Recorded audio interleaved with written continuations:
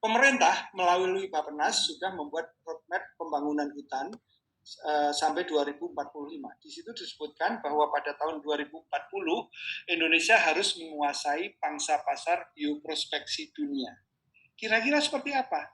Oke, simpelnya adalah ayo adik-adik, rekan-rekan, kita melakukan penelitian jangan hanya sekedar melakukan penelitian sebagai syarat untuk lulus S1, tetapi sekaligus mengungkap di hutan konservasi khususnya diteliti manfaatnya apa untuk manusia secara berkelanjutan, bukan manfaat sesaat. Kalau manfaat sesaat, pohon ditebang, dijual 1 kubik sekian rupiah, tetapi legal atau ilegal kita tidak tahu. Tetapi yang perlu diteliti adalah manfaat berkelanjutan. Itu melalui konsep bioprospeksi. Slide berikutnya, Pak Dirjen menanyakan, bagaimana mengelola kawasan konservasi dan keanekaragaman hayati. Di sini akan saya coba share. Langsung cepat saja slide berikutnya, di gambar berikutnya kita tunjukkan ternyata hutan itu ada status hutannya dan fungsi hutan. Kalau status hutan itu, hutan dilihat sebagai hutan negara, hutan hak, dan hutan adat. Nah, yang akan kita bicarakan nanti adalah fungsi hutan, terutama hutan konservasi. Hutan konservasi itu, selain hutan konservasi, ada hutan lindung dan hutan produksi.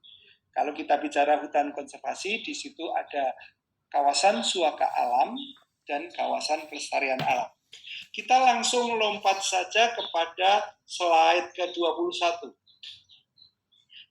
Di slide ke-21, bawahnya lagi, di sini bisa kita lihat, ternyata hutan itu bukan hanya hutan di kawasan lindung, tetapi hutan itu ada juga yang di kawasan budidaya, yaitu hutan produksi. Kalau yang di kawasan lindung itu ada hutan lindung dan hutan konservasi, seperti tadi disampaikan. Kalau yang tadi disampaikan ada kawasan suaka alam atau KSA, itu bentuknya apa? Ada cagar alam, kemudian ada suaka marga satwa. Kawasan pelestarian alam itu ada 3, Taman Nasional, Taman Wisata Alam, dan Taman Hutan Raya. Di Lampung ada Taman Nasional dan juga ada Taman Hutan Raya. Nah, nanti ini bisa menjadi kuis, siapa tahu, tergantung Mbak BSD. Kemudian juga ada yang hutan konservasi tidak termasuk di KSA dan KPA, yaitu Taman Guru. Ini adik-adik harus memahami hal tersebut sebagai nanti lulusan menjadi sarjana kehutanan, khususnya yang mengambil jurusan kehutanan, dan rekan-rekan yang tidak pun tidak ada salahnya untuk memahami. Dan kalau kita lihat di slide di bawahnya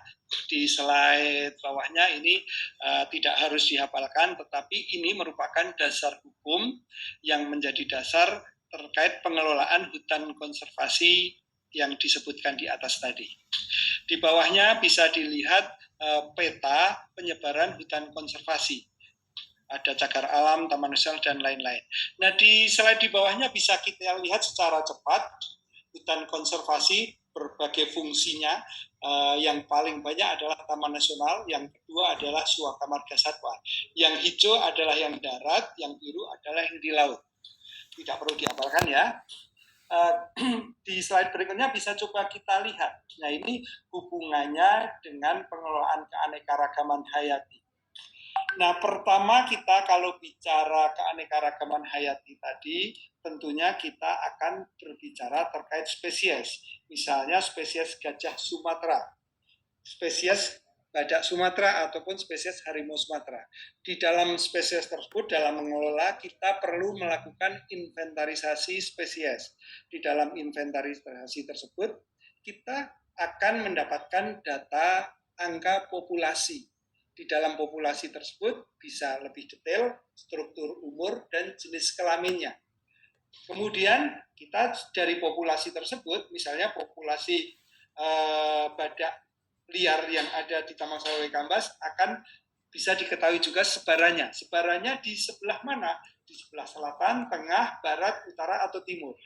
Kemudian di bawahnya, setelah kita berbicara spesies, itu melakukan inventarisasi itu awal atau data dasar. Kalau sudah dilakukan ulangan, kedua, ketiga, dan selanjutnya itu namanya sudah monitoring populasi. Monitoring populasi, kita akan mendapatkan data dinamika populasi tadi, baik itu angka maupun struktur umur maupun jenis kelamin. Bisa jadi ada yang lahir, ada yang mati. Kemudian ada dinamika sebaran, ada juga dinamika dari habitat tempat hidup. Dan secara keseluruhan akan ada data terkait dinamika ekosistem. Dan kalau kita bicara terkait seperti tadi sebagai mengelola sebuah unit hutan konservasi yang fungsinya sebagai taman nasional, tidak cukup hanya memantau inventarisasi di awal, tetapi kita harus juga melakukan monitoring tadi, bukan hanya sebagai ekosistem, tetapi harus juga melakukan monitoring faktor-faktor yang berpengaruh terhadap ekosistem tersebut.